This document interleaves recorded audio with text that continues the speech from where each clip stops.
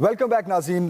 محمد الیاس صاحب آپ کی طرف آؤں گا میں. سب سے پہلے تو ڈیٹیلز ہمارے ناظرین کو بتائیے جو آج وفاقی بجٹ پیش کیا جانا ہے اس میں ہیڈرز کیا ہیں, ٹوٹل حجم کتنا ہے, ڈیٹیلز کیا ہیں؟ جی یہ جو آج جو بجٹ پیش کیا جا رہا ہے یہ گورنمنٹ کے لیے, فیڈرل گورنمنٹ کے لیے ایک بہت مشکل بجٹ, بلکہ کہا جائے گا مسلم لیگ نون کی گورنمنٹ کے لیے ایک مشکل بجٹ اس حوالے سے ہوگا کہ ان کو بنانے کے لیے اور اس کو دیکھنا کہ آگے اس میں جو ایسا ہے کہ یہ گروتھ اورینٹیڈ ہوگا کہ نہیں ہوگا. اگر نہیں ہوتا تو اس کے لیے بڑے مشکل کا سامنا ہے. پہلے آپ دیکھ لیں کتنا ڈیفیسٹ ہے پٹرول کی مد میں, ان کو ٹریڈ کی جو آ رہے ہیں ڈیفیسٹس آ رہے ہیں, ٹریڈ ڈیفیسٹس آ رہا ہے ان کا. تو یہ جو تمام جو چیزیں ہیں ان کو پورا کرنے کے لیے ان کو بڑا مشکل کا سامنا کرنا پڑا گورنمنٹ کو. پہلے یہ ہے کہ ان کے وسائل کم ہیں اور اخراجات زیادہ ہیں. تو یہ جو تمام چیزیں دیکھنی پڑیں گی. دیکھیں آپ کا تجارتی خسارہ اس بار کہہ رہے ہیں $45 ارب پہنچ جائے گا. تو کہاں سے یہ, اور اوپر سے آپ کو دیکھ لیں زر مبادلہ کے ذخائر میں بھی کمی کا سامنا ہے. $10 ارب جو ہیں وہ کم ہو گئے زر مبادلہ کے ذخائر میں. اور باہر سے جو ہے کہ ریمیٹنس جو تھے فورن انویسٹمنٹس اور جو آ رہے تھے ڈالر جس کو کہہ رہے تھے, جس کی وجہ سے یہ پریشر سارا کریٹ ہوا ہے. کیونکہ یہ تمام جو چیزیں ہونے کی وجہ سے ہمیں بیلنس آف پیمنٹس کو برقرار رکھنے کے لیے, جیسے قرضے کو ادائیگیوں کے لیے $15 ارب کے قرضے ادا کرنے ہیں اس دفعہ, اصل رقم اور جو سود ہے, تو اس کے مد میں یہ جو تمام چیزیں اس تمام چیزوں کو مد نظر رکھتے ہوئے یہ بجٹ بنانا, پھر سیلریز انکریز کرنا, یہ تمام اخراجات کر کے جو گورنمنٹ جو $9,000 ارب کا جو بجٹ جو بنا رہی ہے, اس بجٹ میں جو ڈیولپمنٹ کے بجٹ رکھ رہی ہے اس میں یہ تمام چیزیں بڑی مشکلات کا سامنا کرنا پڑے گا ان کو. اور یہ جو ٹارگٹ ہے یہ سارا جو بنایا جائے گا, جو بجٹ جو بنایا جا رہا ہے, جو IMF کی جو ہے اس سے جو نیگوسیشنز ہوئی ہیں ان کی مد نظر رکھتے ہوئے بنایا گیا ہے کہ جس میں ٹیکسیشن کے جو تھے ان کو چھوٹ دی ہوئی تھی, کئی جگہ ریبیٹ دیے ہوئے تھے, تو وہ جو ٹیکس کی چھوٹ تھی وہ ختم کرنی پڑے گی. اب اس کو جس کے تمام جو اثرات ہوں گے وہ آپ دیکھ لیجئے, کئی جگہ ٹیکس کی سلیبس بڑھانی پڑیں گی, وہ تمام جو اثرات ہیں وہ ایک عام آدمی پر پڑیں گے. اور اس وقت دیکھ لیں جو گورنمنٹ خود کہہ رہی کہ انفلیشنز جو ہے وہ 11.5% کے قریب ہے. جو اب فوڈ انفلیشن آپ دیکھ لیں کہ اس سے کئی گنا زیادہ ہے جو دیکھنے میں. اصل جو زندگی ہے تو عام آدمی کی زندگی پر اس بجٹ کے جو کہہ رہے ہیں کہ جو بنایا جا رہا ہے ابھی جو اناؤنس ہونے والا ہے اس میں دیکھنا ہے کہ لوگوں کی زندگی پر اثر پڑتا ہے کہ نہیں پڑتا, وہ مہنگائی سے نکل پاتے کہ نہیں. کیونکہ اس وقت جو اتنی مہنگائی ہوئی ہے, جو 200-300% جو قیمتوں بڑھ گئی ہیں, اس سے یہ ہے لوگوں کی آمدنی اتنی ہے جب اخراجات زیادہ بڑھ گئے ہیں, تو اس لیے لوگوں کی جو ہے جو ان کا کم ہوا ہے, جو لوگوں کے پاس جو وسائل ہیں وہ کم ہوئے ہیں. اس سے خطے غربت سے جو لوگ ہیں وہ اور مزید نیچے آئے ہیں.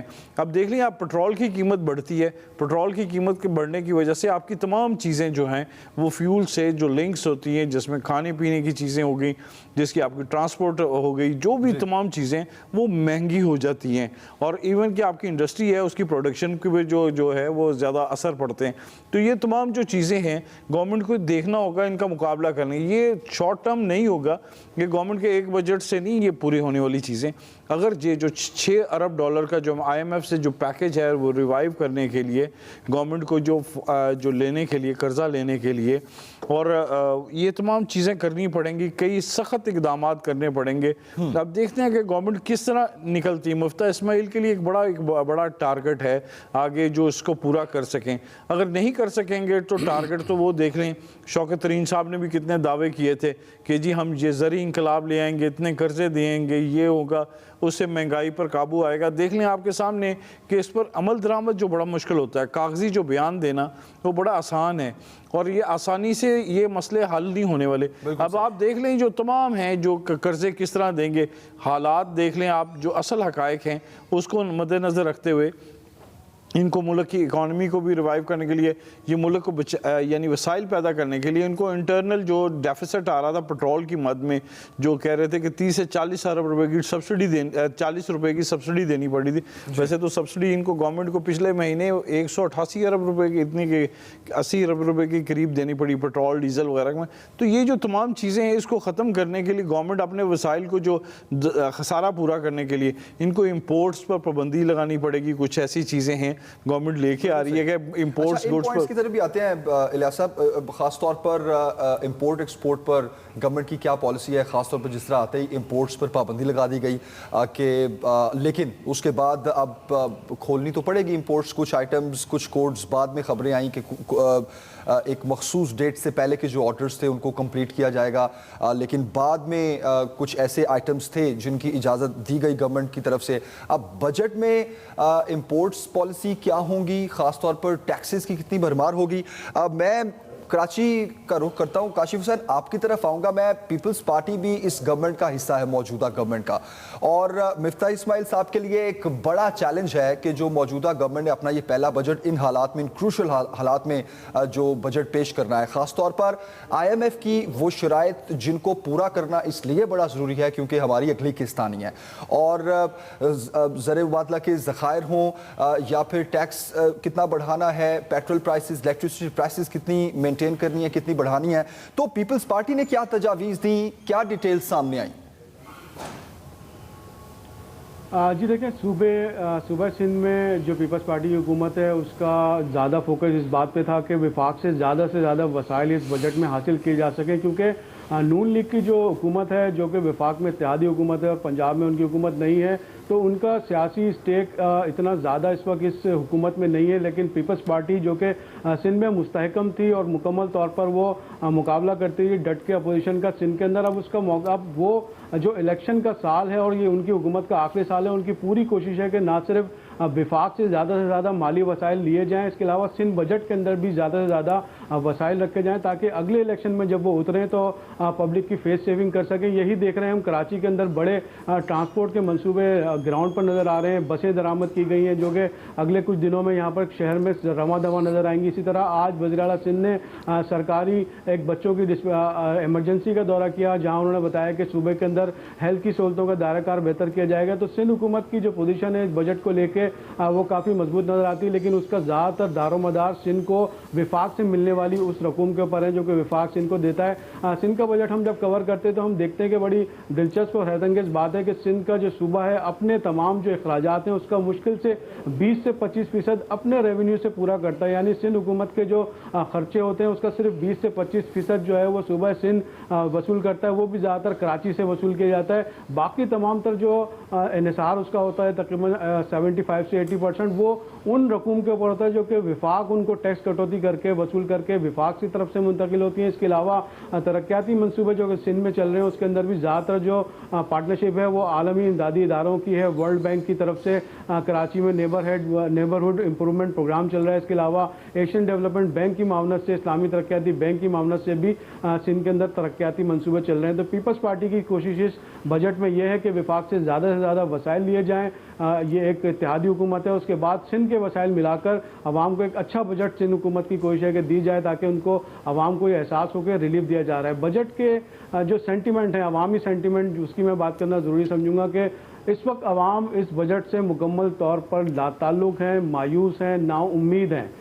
पेट्रोल पर ख़त्म की जाने वाली जो सब्सिडी थी 60 रुपये की, इसके अलावा अब जब बजट से पहले ही कराची के शहरियों को ये नवीद दी गई कि उनके बिजली के टैरिफ जो है वो 7 से 7.5 रुपये बढ़ा दी जाएंगे, तो आवाम इस वक्त अपने बजट को कंट्रोल करने पर लगे कि किस तरीके से वो ज़रूरियात जो उन्होंने पहले ही कम कर दी थी, पहले ही अपने किचन का खर्चा कम कर दिया था, अब उसको मज़ीद किस तरह कट किया जाए। दूसरा जो खदशात हैं, कंसर्न है, वो इंडस्ट्री में देखे जा रहे हैं। तमाम ताजिर छोटे हों या बड़े हों, इसके अलावा इंडस्ट्री हो या एक्सपोर्टर्स हों, वो तमाम के तमाम खदशात का शिकार हैं। ख़ास तौर पर हमारी बात हुई रियल इस्टेट और कंस्ट्रक्शन सेक्टर्स के अंदर, जिसको पिछली हुकूमत ने काफ़ी मराद दी थी, एमनेस्टी भी दे रखी थी कि इसके अंदर जब आप इन्वेस्टमेंट करेंगे आम शहरी भी उनसे नहीं पूछा जाएगा कि ये फ्लैट या अपार्टमेंट खरीदने के लिए पैसा कहाँ से ले आया। उस वक्त वो रियल इस्टेट सेक्टर भी परेशान है कि आया ये एमनेस्टी बरकरार रहेगी या टैक्स की जो छूट रियल इस्टेट और कंस्ट्रक्शन सेक्टर को दी गई थी वो बरकरार रहेगी या नहीं रहेगी, क्योंकि मौजूदा हुकूमत जो बजट बनाने जा रही है इसकी पाबंदियों का, उसकी हदूद का, क़यूद का अंदाज़ा इस बात से लगाया जा सकता है कि बजट आज फाइनल हो रहा है और आज तक IMF के साथ हमारी निगोसिएशन चल रही हैं। हुकूमत इस पोजीशन में नहीं है कि खुलकर रिलीफ दे सके, और बुनियादी तौर पर हुकूमत के 3 ही बजट के अंदर चैलेंजेस थे कि एक तो इम्पोर्ट का जो सब्सिट्यूट बन सके, मकामी सनतें जो कि इम्पोर्ट का मुतबादिल मसनूआत यहाँ पर सस्ती फराम कर सकें, जिससे लोगों को रोज़गार मिले, जिससे हुकूमत को रेवेन्यू मिले, उस मकामी सनतों को, छोटी सनतों को रिलीफ देना, जो कि जाहिर है कि बिजली की लागत कम करके दी जा सकती है, गैस पे सब्सिडी के जरिए दी जा सकती है, या उनको रॉ मटेरियल सस्ता फराम करके या बैंकों से आसान कर्जे फराम करके दी जा सकती है। दूसरा हुकूमत का जो चैलेंज है वो बरामदी सनतों को रिलीफ देना है, ताकि हमारी बरामदी सनतें कम्पीट कर सकें इंटरनेशनल मार्केट में। फ्रेट का चार्जेस इस वक्त 4 से 5 गुना, कुछ सनतों को 6 गुना फ्रेट चार्जेस भरने पड़ रहे हैं। हमारी एक्सपोर्ट महंगी से महंगी तरह होती चली जा रही है। दूसरी जनाब गैस का बुरान है, तो बरामदी सनतों को जब तक रिलीफ नहीं देंगे, हम जो बैरूनी खसारा है, कर्जों का बुरान है, कर्जों का बोझ है, इसकी अदायगी नहीं कर सकेंगे। बिल्कुल ठीक, ये वो तमाम हैं। बिल्कुल काशिफ हुसैन, मैं वापस आपकी तरफ आऊंगा, एक ब्रेक लेते हैं, ब्रेक के बाद वापस आते हैं, इसे कंटिन्यू करेंगे।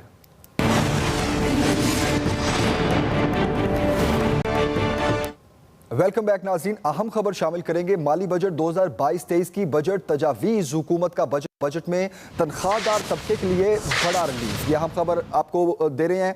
आपको बताते चलें कि काबिल टैक्स आमदनी की हद 6 लाख से बढ़ाकर 12 लाख करने की तजवीज़ सामने आई है। काबिल टैक्स आमदन की हद 6 लाख से बढ़ाकर 12 लाख रुपए करने की तजवीज़ सामने आई है। माली बजट 2022-23 की बजट तजावीज़ में तनख्वाहदार तबके के लिए एक बड़ा रिलीफ सामने आया है। काबिल टैक्स आमदन की हद 6 लाख से बढ़ाकर 12 लाख रुपए करने की तजवीज़ सामने आई है। माली बजट 2022-23 की बजट तजावीज़ सामने आ रही हैं, तनख्वाहदार तबके के लिए एक बड़ा रिलीफ सामने आया है। और इसी पॉइंट को डिस्कस कर लेते हैं। आमिर नवीद चौधरी, आपकी तरफ आऊँगा मैं। कहा यह जा रहा था कि तनख्वाहदार तबके पर टैक्सेस का मजीद बोझ पड़ेगा, खासतौर पर इनकम टैक्स का जो स्लैब है वो बढ़ेगा, लेकिन ये तो एक अच्छी खबर आई, इस स्लैब को बढ़ा दिया गया। जी बिल्कुल जमील, ये 6 लाख की ज़ाहिर है पहले हद थी, तो एक मुलाजमीन की बड़ी तादाद जो है वो 6 लाख रुपए से ज़्यादा ही तनख्वाह पाकिस्तान में लेती है। और एक काबिल ज़िक्र बात यहाँ पे है कि टैक्स सिस्टम में हमारे 80% जो टैक्स गुजार हैं वो तनख्वाहदार हैं, मतलब जिससे आप कहते हैं रजिस्टर्ड हैं या उनकी तनख्वाह किसी भी चैनल से होती है, अकाउंट के ज़रिए आती है, वो मॉनिटर किए जा सकते हैं। वो एक आप उससे रेगुलर सेक्टर है। तो इसमें बड़ा अच्छा किया गया है कि सबसे ज़्यादा बोझ भी कम इनकम वालों पे पड़ता था, क्योंकि ये टैक्स नेट का ऑलरेडी हिस्सा थे, टैक्स एट सोर्स इनका कट जाता था या एडवांस इनकम टैक्स में कट जाता था। ये बहुत बड़ा रिलीफ है अगर हुकूमत इस पर जो है अमल वो अनाउंस करने में कामयाब होती है।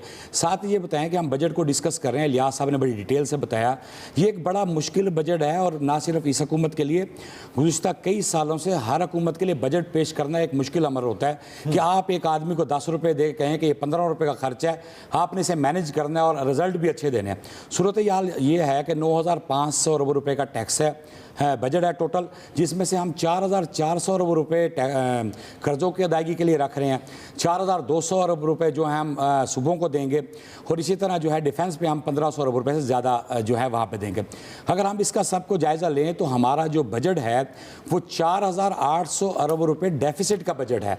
हम घर से ही जो है 4,800 अरब रुपये का डेफिसिट लेके चल रहे हैं, जो हमारे GDP का 5% बनता है, जो हम रेड लाइन पर हैं। ये हमारे लिए बड़ी अलार्मिंग सिचुएशन है। और दूसरा, जहां हम हुकूमती इक़दामात की बात करें तो हुकूमत की तरफ से हमें बजट का, अगर हम उनका पेश कर दें, बजट का जायज़ा लें तो कुछ संजीदा इक़दामात नज़र नहीं। आज भी हम आम आदमी के मसाइल सब्सिडी से हल करने की कोशिश कर रहे हैं। अगर हमने बिजली को महंगा होने से महंगी बिजली से रिलीफ देना तो हम उसमें भी सब्सिडी देना चाह रहे हैं। अगर हम आटा महंगा है तो सस्ते करने के लिए सब्सिडी दे रहे हैं। बजाय सब्सिडीज़ दे के हमारे यहाँ कोई ऐसा प्रोग्राम नहीं जिससे आम आदमी की इनकम में इजाफा किया जा सके, तनख्वाहदार तबके की आमदन को बढ़ाया जा सके। सब्सिडीज़ दे के किसी भी मुल्क की इकानमी ना आज तक चल सकी है, ना ग्रो कर सकी। यहाँ आजकल एक बड़ा लफ्ज़ इस्तेमाल हो रहा है, टारगेटेड सब्सिडी। भाई टारगेटेड सब्सिडी के लिए मॉनिटरिंग आप किस तरह करेंगे? आपने पेट्रोल की कीमतों में इजाफा किया तो तजवीज़ आई कि जी बाइक वाले को या कम आमदनी वाले को एक सब्सिडाइज फ्यूल दिया जाए। अब सवाल ये है कि वो फ्यूल तो देना उस पेट्रोल पंप वाले को, उसके चेकिंग का आप क्या निज़ाम बनाएंगे? तो ये सारी ड्राइंग रूम प्लानिंग है, फील्ड प्लानिंग नहीं लग रही कहीं पर भी हुकूमत की तरफ से। जब आप 4,800 अरब रुपये खसारे का बजट दे रहे हैं और साथ ही फिर आप टैक्सेशन की तरफ भी जा रहे हैं, ये तनख्वाहों वाले रिलीफ के अलावा इस बजट में किसी रिलीफ की इतला नहीं है। और IMF के साथ जो हमने मुज़ाकरात किए हैं और ये फ़ंड को राज़ी करने के लिए के लिए ये बजट बनाया जा रहा है, तो मुज़ाकरात भी उसी सूरत में कामयाब करार दिए जाएंगे जब उनकी मर्ज़ी का جو ہے بجٹ پیش کیا جائے جس کے اندر IMF کی ہمیشہ سب سے پہلی یہ ڈیمانڈ ہوتی ہے کہ سبسڈیز ختم کر کے یوٹیلیٹیز کو جو ہے سکریو کیا جائے. جب آپ گیس, بجلی اور دیگر چیزوں کو مہنگا کریں گے, پیٹرول کو, تو عام آدمی بھی اس سے افیکٹ ہوگا. ہر آدمی جو ہے وہ 250 روپے لیٹر پیٹرول نہیں خرید سکتا. جو سب سے بڑا اضافہ چند دن پہلے جو بجلی کی قیمتوں میں ہوا ہے کہ جو بیس ریٹ ہے 16 روپے سے بڑھا کر 24 روپے کر دیا گیا. بیٹھے بٹھائے 100 یونٹ والے, 200 یونٹ والے اور 300 یونٹ والے جو ایک بڑے بجلی کے یوزر ہیں ان کی کو بجلی کے بل میں جو ماہانہ ہے وہ 50 سے 70% اضافہ ہو گیا. اس کے لیے کچھ نہیں سوچا جا رہا. بجائے انہیں سبسڈی دے کے ہمیں انرجی مہنگی بجلی کے بجائے سستے انرجی کے ذرائع کی طرف جانا چاہیے, سستی بجلی پیدا کرنے کی حوصلہ افزائی کرنی چاہیے. اور جہاں تک بجٹ خسارے کی یا ٹریڈ ڈیفیسٹ کی بات اگر ہم کریں تو وہ تو کسی صورت اس وقت تک کم نہیں ہو سکتا جب تک آپ سستی بجلی پیدا کرنے کی طرف نہیں جائیں گے. آپ مہنگا فرنس آئل لے کر, مہنگے فیول لے کے بجلی پیدا کر کے دے رہے ہیں لوگوں کو, جہاں سے ایک طرف آپ کے ڈیفیسٹ میں اضافہ ہو رہا ہے, آپ کا امپورٹ بل بڑھ رہا ہے, دوسری طرف وہ وزن جو ہے وہ مہنگا چیز ہے وہ عام آدمی کو پاس آن ہو رہی ہے. عام آدمی کا جمیل صاحب کسی سے کوئی لینا دینا نہیں کہ ہمارا کرنٹ اکاؤنٹ خسارہ کیا ہے, ہمارے فارن ریزروز کیا ہیں. اس کا یہ ہے کہ مجھے آٹا کس قیمت میں مل رہا ہے, مجھے بجلی کس قیمت میں مل رہی ہے, مجھے پیٹرول کیا. اگر ہم ماڈل بجٹ کی بات کریں تو اب آوازیں آ رہی کہ 30,000 میں, جی 50,000 میں. تو بھائی 50,000 میں تو ایک ہفتہ نہیں گزرتا عام آدمی کا. یہ ہمارے وزیر مشیر مارکیٹ میں ذرا نکلیں اور انہیں 2 لاکھ روپیہ دیں, کہیں بچوں کی فیسیں بھی دیں, آٹا بھی دیں, گروسری بھی کرائیں, اور پھر ایک بائک کے فیول کے حساب سے بات چیت کریں, 4 بچوں کے خاندان کا بجٹ بنا کے دکھائیں. یہ سب زبانی جمع خرچے, عام آدمی کے لیے کوئی ریلیف نظر نہیں آ رہا. بزنس کمیونٹی کی بات کریں تو بزنس کمیونٹی کا ہمیشہ سے ہر حکومت سے یہ گلا رہا ہے کہ فرسٹ آف آل تو یہ ریلیف دیتے نہیں. اگر دیتے ہیں تو 6 ماہ بعد اس میں کوئی ایسی امینڈمنٹ آتی ہے کہ جس آدمی نے اگر ایمنسٹی سے فائدہ اٹھایا تو اسے پہلا اعلان کیا جاتا ہے کہ ایمنسٹی سے فائدہ اٹھائیں. پھر 6 مہینے بعد تحقیقات شروع کہ آپ یہ پیسہ کہاں سے رہے. سب سے پہلے ضروری ہے کہ بزنس کمیونٹی کے کانفیڈنس میئر کے لیے سٹیپس لیے جائیں, عام آدمی کا اعتماد بحال کیا جائے, سبسڈیز کے بجائے عام آدمی کی آمدن میں اضافہ کیا جائے, حکومت اپنی لگژریز ختم کرے تاکہ امپورٹ بل کم ہو سکے اور سستی انرجی کی طرف جایا جائے تاکہ لوگوں کو سستی بجلی مل سکے. اچھا, جو سستی انرجی کی بات کر رہے ہیں, خاص طور پر جب انرجی کرائسس میں یہ چیز ڈسکس کی جاتی ہے کہ فرنس آئل سے, مہنگے آئل سے بجلی پیدا کریں گے یا امپورٹڈ کوئلے سے بجلی پیدا کریں گے تو آف کورس وہ مہنگی بجلی ہوگی اور الیکٹریسٹی پرائسز پر یونٹ بھی زیادہ ہوں گے. تو پوری دنیا میں یہ رجحان دیکھا جا رہا ہے کہ سولر انرجی, ونڈ انرجی اور اس کے بعد ڈیمز پر خاص توجہ دی جاتی ہے.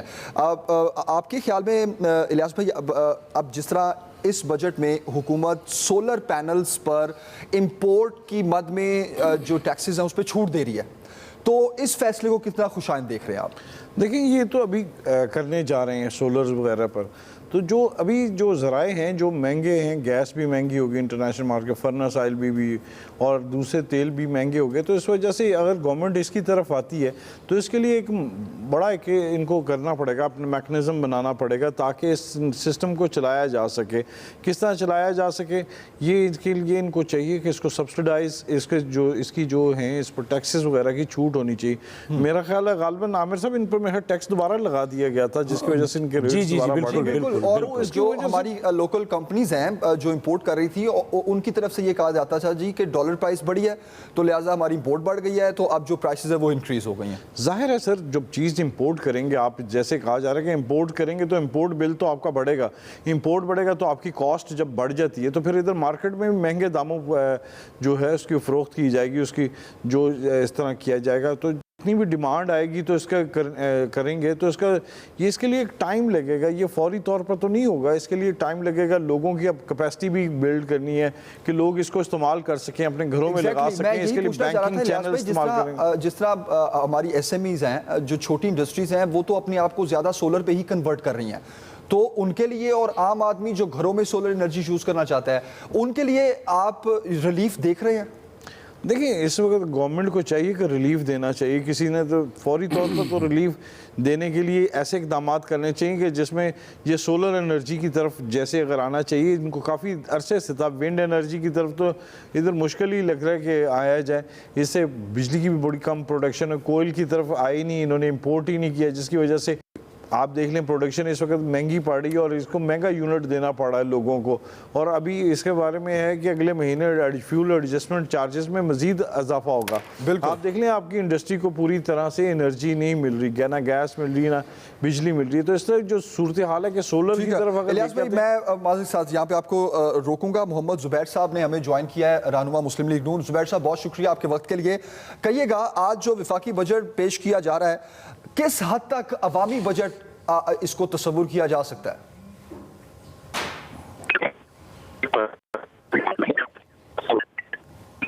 بہت سی دفعہ ہونا بھی یہ بجٹ وہ ہونا چاہیے جو لانگ ٹرم بہتری عوامی کی کرے. سب سے زیادہ امپورٹنٹ یہ کہ کیا ایسا بجٹ ہے جو کہ بزنسز کو انسینٹیو دے انویسٹمنٹ کرنے سے, تاکہ محمد زبیر صاحب, معذرت کے ساتھ آپ کی آڈیو میں کافی ڈسٹورشن آ رہی ہے, آپ سے دوبارہ رابطہ کرتے ہیں. آپ کا پوائنٹ آف ویو ضرور ہم اس میں جاننا چاہیں گے, کیونکہ خاص طور پر موجودہ گورنمنٹ کے لیے جو یہ ایک بڑا چیلنج ہے کہ آئی ایم ایف کو پورا کرنا ہے. آئی ایم ایف کے ساتھ ہمیں چلنے کے لیے, آئی ایم ایف کے پروگرام کو جاری رکھنے کے لیے ہمیں آئی ایم ایف کی شرائط ماننا پڑتی ہیں, اور آئی ایم ایف کے ساتھ معاہدے میں رہتے ہوئے ہی ہم کسی دوسری تیسری آپشن پر غور کر سکتے ہیں. تو موجودہ گورنمنٹ کے لیے جو یہاں یہ اتنا بڑا چیلنج ہے کہ آئی ایم ایف کی شرائط کو بھی پورا کرنا ہے, وہیں موجودہ گورنمنٹ کے لیے بڑا چیلنج یہ ہے کہ انفلیشن سے کس طرح نمٹنا ہے, خاص طور پر غریب عوام, جس طرح ہم پہلے ڈسکس کر رہے تھے کہ عوام کو صرف اسی چیز سے غرض ہے کہ اس کا گھر کس طرح چلے گا, اس کا بجٹ کس طرح مینیج ہوگا. الیاس بھائی پلیز کنٹینیو. دیکھیں, عوام کا جو گھر چلنے کے لیے جس طرح ہم نے بتایا کہ لوگوں کا اس سے کوئی انفلیشن سے, کوئی بجٹ اس سے ریلیف سے, وہ کوئی یعنی کہ ٹریڈ ڈیفیسٹ سے کوئی تعلق نہیں. ان کا جو بجٹ ہے کہ ان کی گھر کس طرح چلے گا.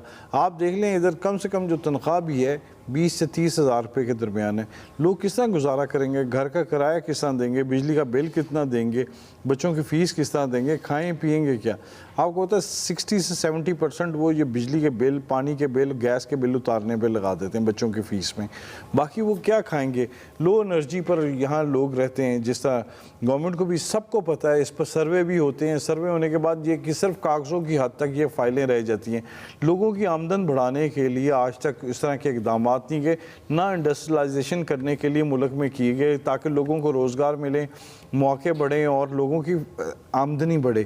اس کے لیے آج تک آپ دیکھ لیں کسی گورنمنٹ کی جانب سے ایسا بات نہیں کی گئی, بجائے کہ سبسڈی دینے کے لیے. بالکل ٹھیک. الیاس بھائی کنٹینیو رکھیں گے, ابھی ایک بریک لیتے ہیں. اگلے گھنٹے میں بھی ہماری یہ اسپیشل بجٹ ٹرانسمیشن جاری رہے گی. ہیڈ لائنز کے بعد دوبارہ حاضر ہوتے ہیں. دیکھتے رہیے ایکسپریس نیوز.